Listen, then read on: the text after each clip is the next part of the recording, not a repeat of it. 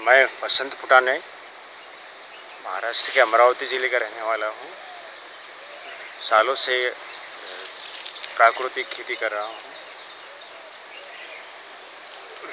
नागपुर में हम सब मित्रों ने बीजोत्सव का आयोजन किया है। मुख्य उद्देश्य उसका पारंपरिक बीज जो किसानों के पास है उनको इकट्ठा करके उनका संवर्धन करना है और उनको बचाने के लिए जीएम बीजों का विरोध, बीआरए बिल का विरोध करना, ये इसका मुख्य उद्देश्य है। साथ साथ ग्राहक और किसानों का सीधा संबंध स्थापित हो। किसानों का शोषण हो रहा है और ग्राहकों को चीज़ ठीक नहीं मिल रही है, उसके लिए पैसे भी बहुत ज़्यादा देने पड़ रहे हैं। तो ये सारी व्यवस्था ठीक हो और उसमें ग्राहकों को अच्छी चीज़ मिले, किसानों को उचित दाम मिले, इसलिए ग्राहक और किसानों के बीच का समन्वय स्थापित होना, ये भी बीज उत्सव का मुख्य उद्देश्य है। अभी महाराष्ट्र के कुछ मित्र इसमें शामिल हुए हैं, कुछ बगल के छत्तीसगढ़, मध्य प्रदेश से भी आए हुए हैं और ये बीजों के बारे में किसानों में भी आज जागृति कम से कम है। वो उसमें वास्तविकता क्या है, जीएम बीजों के कारण हमारी फसलें ठीक ठाक होगी, ऐसा जो भ्रम समाज में फैलाया जा रहा है, वो अन्न सुरक्षा की दृष्टि से अगर हम सोचते हैं तो हमें लगता है कि पारंपरिक बीज ही सर्वश्रेष्ठ बीज है। आप सुरक्षा की जब बात करते हैं तो उसमें सिर्फ आप क्वांटिटी की बात लेते हैं लेकिन क्वालिटी छोड़ देते हैं। असल में हमारे देश में जो आज खेती का कारोबार चल रहा है उसमें कपास, सोयाबीन, फूल की खेती आदि को इतना बढ़ावा मिल रहा है, आधे से ज़्यादा हमारे संसाधन, मिट्टी, पानी का इस्तेमाल, तो ये खाद्य सुरक्षा से जिसका कोई संबंध नहीं है, ऐसी चीज़ों के लिए ही इस्तेमाल होता है। होना यह चाहिए कि प्रायोरिटी तो इसको मिलनी चाहिए कि सबसे पहले हम हमारे भोजन की बात करें, वो सुरक्षित हमें ठीक ठाक हमें कैसे मिले। तो ये वास्तविकता किसान भी नहीं जानता और ग्राहक भी नहीं जानता। तो ये ग्राहक और किसानों को जागरूक करने की बात है। और उसमें दूसरी बात महत्व की मुझे ये लगती है कि किसान तो रात दिन अपने खेती में फंसा होता है, वास्तविकता का उसे भान नहीं मालूम ही नहीं रहती है और फिर विज्ञापन वाला चक्कर उसको मालूम नहीं है। वो जो भी देखता है टीवी पर या तो सुनता है तो उसको सही लगता है। इसलिए फिर ये जो बहकावे में मैं ज़रूर कह सकता हूँ कि ये जो मायावी दुनिया विज्ञापन के द्वारा फैलाई जाती है, किसानों को लालच दिखाया जाता है कि आप जीएम का इस्तेमाल करेंगे तो आपको बहुत ज़्यादा पैसा मिलेगा। पैसा अगर आपको कभी मिल भी जाए, असल में वो भी वास्तविकता नहीं है, तब भी हमारी मिट्टी का क्या होगा, पानी का क्या होगा, वो सारा अगर हम खराब ही कर देते हैं। और ये जीएम ये चीज़ ऐसी है कि ये तो तकनीक है, ये अभी तो कोई सिद्ध हुई नहीं है। और दूसरा इसमें एक बात और भी हमें एक अपने कॉमन सेंस से जो लगती है, यह है कि डीडीटी और बीएचसी जैसी कीटनाशी रसायनों को इस्तेमाल सालों दशकों तक इस्तेमाल करने के बाद में फिर हमें पता चला है कि ये चीज़ हमारे लायक नहीं है, तो दुनिया अभी उसको बंद करने में है पीछे पड़ी हुई है। हमारे देश में डीडीटी का इस्तेमाल आज मलेरिया प्रोग्राम में हो रहा है। तो अगर 30-40 साल बाद ये स्थिति जीएम की बात बनती है कि फिर तब हमारी अगर आँख खुलती है कि जीएम सही नहीं है, तो तब तक हमारा कितना नुकसान हुआ होगा। और ये जो तकनीक है ये तो एकदम उसको कोई पीछे भी हम नहीं ले सकते, उसको नॉन रिवर्सिबल टेक्नोलॉजी कहते हैं। एक बार पड़ोसी के खेत से अगर बीज मेरे खेत में आते हैं तो मैं सजीव कृषि, जैविक कृषि की बात कैसे कर सकूँगा। मेरे बीज अगर आपने प्रदूषित कर दिए तो फिर आगे तो बड़ी मुश्किल होगी ना। और कंपनियां तो अपने ढंग से काम करने वाली है, वो तो कोई जिम्मेदारी लेने वाली है नहीं। और उनको ही आगे बढ़ाने के लिए अगर हमारी कृषि नीति काम करती है और फिर अभी मंत्रालय भी उसमें शामिल हो जाते हैं, जैसे भी बायोटेक्नोलॉजी और साइंस और बायोटेक्नोलॉजी वाले उसमें आ गए हैं, वही अब पार्लियामेंट में ये बीआरए बिल प्रमोट कर रहे हैं। तो ये तो बड़ी अजीब बात है। और जो डेवलपर है वही प्रमोटर है और वही कानून बना रहा है। तो ये स्थिति हमारे किसानों के लिए बहुत ख़राब स्थिति है। और ग्राहकों के लिए भी उतनी ही खराब चीज़ है, क्योंकि वो भी सही चीज़ तो पा ही नहीं सकेंगे। तो इस दृष्टि से अगर सोचते हैं तो ग्राहकों को आगे आना चाहिए कि शहर का ग्राहक पढ़ा लिखा है, वो अगर जीएम क्या चीज़ है, जीएम की वास्तविकता वो समझता है और बीआरएआई बिल की स्थिति समझता है, उसमें जो मैं कह सकता हूँ कि बहुत सारे अलोकतांत्रिक प्रावधान है। हमारा देश लोकतांत्रिक है, तो उसके हिसाब से जो चलना चाहिए। अगर आप बीआरआई बिल से अगर आरटीआई वाला चीज़ मामला हटा देते हैं और फिर आपको तो पूछने का अधिकार नहीं है, फिर आपको तो अपील कोर्ट में अपील करने में भी उन्होंने बहुत सारी अगर मर्यादा डाल दी, तो हमारे फिर प्रजातंत्र का क्या होगा। तो ये कोई प्रजातांत्रिक देश के लिए शोभा देने वाली बात नहीं है।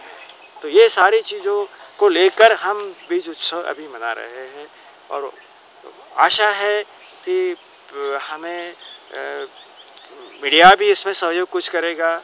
असल में तो वो चक्कर बहुत अजीब मामला है कि मीडिया कंट्रोल भी कुछ लोगों के हाथ में होता है। ज़्यादा से ज़्यादा लोग इसमें आगे आए और इसमें स्वयंसेवी प्रयास अगर होते हैं तो हमें ज़रूर उम्मीद है कि एक ना एक दिन ये हमारे देश में जो कृषि क्षेत्र में अभी ढेर सारी गड़बड़ियाँ है उसको हम समाप्त कर सकें। देसी बीज को कैसे बचा सकते हैं? हाँ, देशी बीज को बचाने के लिए तो सबसे पहली बात यह है कि ग्राहक किसानों को देशी बीज वाला अनाज अगर मांगता है तो उसको वास्तविकता का भान होगा कि गांव-गांव में हम तो नहीं पहुंच सकते, लेकिन गांव-गांव में हर जगह ग्राहकों से जो रिश्ते होते हैं, ग्राहक अगर संगठित होता है, ग्राहक अगर इसमें किसानों के साथ में सीधा संबंध बना करके उनको मांगता है कि हमें आप देशी बीज वाला ही अनाज और बाकी सारे खाद्य सब्जियां वगैरह दे, तो फिर ग्राहक एकदम चौंकेगा कि अरे ये कहाँ से आ गई, ये मांग क्यों आ गई है।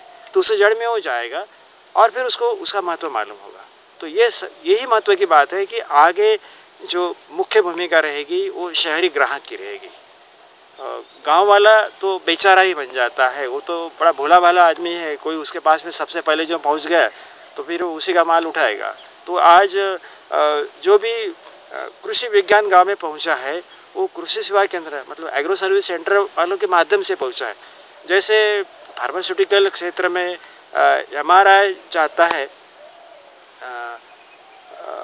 एमआरआई नहीं, मेडिकल रिप्रेजेंटेटिव एमआर जाता है, तो जमार जाता है और एमआर डॉक्टर को अपने परिचय दे देता है। तो वैसे ही मामला इधर भी है, ये कंपनी वाले ये कृषि सेवा केंद्र वाले के पास में आते हैं और फिर वो कंपनी की जो जानकारी है वो किसानों के पास में उनके माध्यम से पहुंचती है और उसमें बहुत सारी गड़बड़ियाँ हो जाती है। आप क्या कर रहे हैं देसी बीजों के ऊपर काम? तो देशी बीजों को बचाने के लिए हम पड़ोसी क्षेत्र में घूमते हैं, इधर उधर से जो भी थोड़ा बहुत इक्का दुक्का पड़ा हुआ है वो उठा लेते हैं, फिर उसको 1, 2, 3 साल में अपनी जगह पर आजमाते हैं और फिर जब हमें भरोसा होता है कि ये बीज अभी किसानों को देने लायक है तो वो बीज हम गाँव वालों को बांटते हैं, क्योंकि उसमें भी बहुत सारी अभी मिलावट आ गई है। तो उसमें छटाई और उसमें एक चुनाव मतलब सिलेक्शन करने की बात होती है, तो किसानों के बाद में सही बीज पहुँचे और वो सही बीज उसको फिर कैसे संभाले, उसकी शुद्धता कैसे बनाए रखे, उसके लिए किसानों का प्रशिक्षण भी होता है। उसके बारे में एक थोड़ा बहुत कुछ कागज़ वगैरह बनाए भी गए हैं। एक सजीव कृषि के बारे में जो एक किताब हम लोगों ने लिखी है उसमें फिर वो भी उसमें उसका भी उल्लेख है कि हम अपने बीजों की शुद्धता कैसे बनाए रखें। क्या है किताब की नाम? एक सजीव खेती मतलब मराठी में है वो सेंद्रिय शेती कशी कराल। बहुत सस्ते में एकदम 70-75 पेज वाली किताब सिर्फ 20 रुपये में गाँव वालों के लिए उपलब्ध कराई गई है और वो एक किसानों के लिए एक कह सकते हैं कि एक मैनुअल है जो कभी भी वो खोल कर देखे अपनी ज़रूरत के हिसाब से और थोड़ा संदर्भ उसमें पा सके। आप नेक्स्ट सीड फेस्टिवल कब करना चाहते हैं? अभी तो एक ग्रामीण क्षेत्र का मुंबई में इसके पहले एक हुआ था पिछले फरवरी 2012 में और अभी दूसरा प्रयास महाराष्ट्र में नागपुर का भी हुआ है 2013 का अप्रैल का। तो आगे चलकर हम सोच रहे हैं कि इसी ढंग के हर ज़िले में कैसे हो, तो उस जगह पे अगर लोग वहाँ सक्रिय हो जाते हैं तो प्रयास हो रहेगा और कोशिश ये अभी है हमारी कि अगला जहाँ तक संभव हो अगला उत्सव नागपुर में दिसंबर में मतलब जो खरीफ की फसलें निकलने के बाद में करें और फिर उसको बाद में उसको पूरे विदर्भ में फैलाए और महाराष्ट्र में भी वो सोचे। लेकिन इसमें शहरी लोगों का जुड़ना खासकर जो पढ़े लिखे हैं, जो जीएम की वास्तविकता का अभ्यास करना चाहते हैं और ये संदेश गांव-गांव में पहुंचाना चाहते हैं। तो और बहुत सारी चीज़ें अंग्रेज़ी में है। GM of myth and truth वाली किताब अंग्रेज़ी में है, वो हिंदी में आगे आ गई है, लेकिन मराठी में तो अभी नहीं आई है। तो वो आना ज़रूरी है और उसका भी एक छोटा सा, अगर उसमें से एक 10-20 पन्ने वाली पत्रिका अगर पुस्तिका निकालते हैं जो गांव वालों के लिए समझना बड़ा आसान हो। जीएम की वास्तविकता गांव वाला नहीं जानता है, हालांकि वो बीटी कपास पिछले 10 साल से बो रहा है, लेकिन वो विज्ञान क्या है वो अभी तक उसके पास में नहीं पहुंचा है। तो वो ऐसी चीज़ें गाँव वालों तक पहुँचे, सरल भाषा में पहुँचे, ये ज़रूरी है और किसी को ये करना चाहिए। और जो शहर में रहते हैं, विद्यापीठ में काम करते हैं या तो फिर पढ़ाई लिखाई जिनकी चलती है, तो वो लोग करें तो ये किसानों के लिए बहुत ही फायदेमंद चीज़ होगी। धन्यवाद। सारा ही देश जागा गांधी के बोल से, अंग्रेज भी भागा गांधी के बोल से, अंग्रेज भी तो भागा गांधी के बोलते। उसने कहा चरखे से क्या लड़ाई हो, उसने कहा चरखे से क्या लड़ाई हो, उसने कहा तब तो सबकी बड़ाई हो। भारत में बने खादी अपने ही तोल से, अंग्रेज भी भागा गांधी के बोल से, अंग्रेज भी भागा गांधी के बोल से।